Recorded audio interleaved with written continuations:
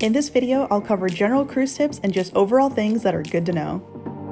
Number 1, I highly recommend buying a lanyard to keep your sail and sign card. The sail and sign card is your everything in one card you'll be issued first thing.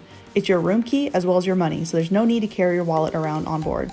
Anything you want to purchase, alcohol, souvenirs, the casino, everything can be charged to your sail and sign card. It's super convenient not having to leave your room with anything but that. Also, if you're like me and love shooting on your phone all the time, I bought this lanyard from Amazon and I was super happy I did.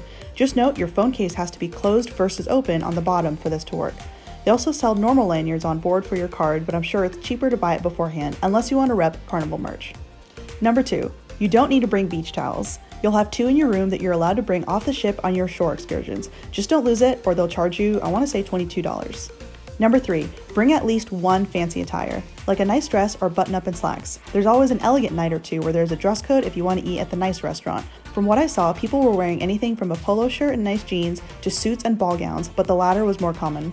You just can't wear shorts, t-shirts, workout clothes, and things like that.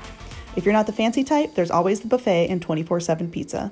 Number 4, speaking of fancy, did you know you can bring booze on board? Per the Carnival website, adults can bring one 750 milliliter bottle of wine or champagne each, which is the size of a standard wine bottle. If you drink it in your room, there's no fee. And don't forget to bring a wine opener. If you want to drink it at the fancy dinner, there is a $10 to $15 corkage fee. To bring it on board, simply put it in your carry-on, not your checked suitcase, and let the people know when they're scanning your bag. Number 5, speaking of your suitcase, if you elect to do so prior, you can drop your suitcase off right before parking and have it brought to your stateroom. This is super convenient because there is a bit of in-processing you have to do before going on board. You'll receive your luggage tag before that you can print and attach to the bag yourself. Number 6, there may be only one outlet in your room, so be aware. Here's what ours looked like in our Carnival Legend balcony room.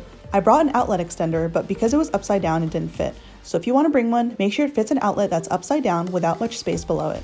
Number 7, you do not need to bring your passport off the ship with you when you go on your shore excursions. You can leave it locked in your stateroom safe and just bring your driver's license.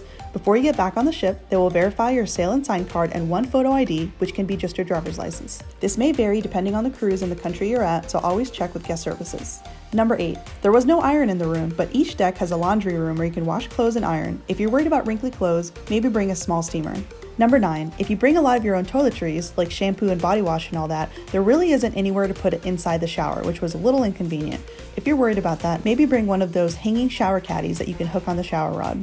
Number 10, there is an ATM on board. I definitely recommend bringing cash on any shore excursion, even if it's already paid for, in case there's any souvenir shops that don't take card or so that you can tip people. Number 11, depending on the weather, the ship can get a bit rocky at times. If you're worried about motion sickness, I recommend finding a stateroom towards the middle of the ship on a lower deck. I was in room 5194 and there was significantly less motion there versus the front or rear of the ship. My husband felt it most when we were at the fancy restaurant. Definitely bring Dramamine. And that was 11 tips for cruises. If I missed anything, comment down below. And if this video was helpful, please subscribe. Thanks for watching.